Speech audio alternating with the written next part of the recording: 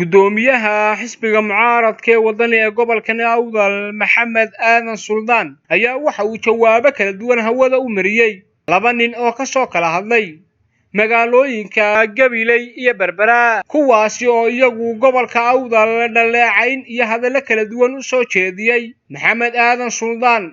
ayaa dabcan waxa uu sheegay in gobolka Awdal uu haatan ku jiro marxaladda ugu wanaagsan ee nabadeed. Maxamed oo amuurtaasi tafaasiil dheeraad ah ka bixinaya waxa uu yiri nin shalay toole Berbera ka soo hadlay ninkaasi waxa la yiraahdaa wuxuu ahaa Tallaabo waxa uu sheeganayay inuu mujaahid yahay waxa uu ninkaasi ku faanayay dawladda Soomaaliya inuu ku biirayo waxa kale uu ku faanayay gobolka waqooyiga Soomaaliya in beesha reesha Isxaaquni gooyin karto oo aanay cid kale gooyin karin aad baan horta ugu mahadnaqayaa waxa hoos loo leeyahay in kor loo yiraahdo sidaas oo kale ayuu fiican tahay aad iyo aad baad inaad u mahadsantahay haddii aad waqooyi ka gooysay Soomaaliya وعدالة الدراء دوني سنة كل حكونتها دنا وجو ركبة جري يقول إنتو ذكاسي قوسن كرا ركبة جرا إنتو ذكاسي قوسن كرا ولي وانا نوي سيسني سيدا دفعني سيد وقوي يوجيسي والله أودر ونوجين كرنا ولي وانا نصور دقاق إنت أرتوجو ولا تكويسو وحيسقون جرير أنا ملايين يسنا دقالة دي كشيكين يو عنا كاني هاي ورير قبلها أو مو ملايين كاسين وجري وقت كدالة haddaan isla waqtigii dagaaladu jiray sidoo hadlayay muu hadleen waxay tamayay beela dhabiska caay Somaliland nabadeedu waxay ku xidhan tahay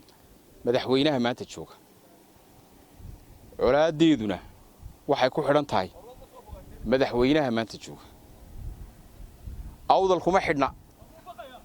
Gadabuursi kuma xidhna Sool Sanaa kuma xidhna midna kuma xidhna madaxweynaha ku xidhantay haddii uu cadaalad sameeyo oo isagu tanaasulka madaxweynaheenu wuxuu yaqaanaa nin jabay haddii uu sameeyo tanaasul oo madaxweynuhu ka tanaasulayo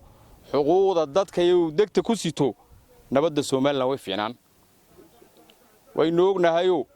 xubin commission ay ku kala bixi laayeen xisbiyadii waa xubno commission ay ku kala bixi laayeen xisbiyadii waa madaxweynaha dhan ee reer Awdal leeyihiin ee ay la rabaan ee ay ka doonayaan ee ay maanta doonayaan ay waxa ay soo wadaan ay xuquuqiya wax kala hadlayaan reer Awdal waxaan leeyahay madaxweynaha xuquuqa kala hadashaani waa madaxweynaha xisbiyadii laba xubnood oo commission ay isku dhaqaaqi lahayn murankoogii cirka tagi gobolka Awdal guud ahaan nabad baa ka jirta balaayo aanay xukuumaddu wadinin ma jirto dib aanay xukuumaddu wadinin ma jirto waxaanu ugu baaqaynaa oo aanu leenahay war ciidamada aad ku soo daabuleysaan ka daaya nabad baanu haysanaa anagu nabad buuxda oo taamaanu haysanaa dadka reer Awdal maanta maalin ka nabad badan yihiin anigu ima soo marin mana garanayo waa nuux kadiye magaalada Buurama.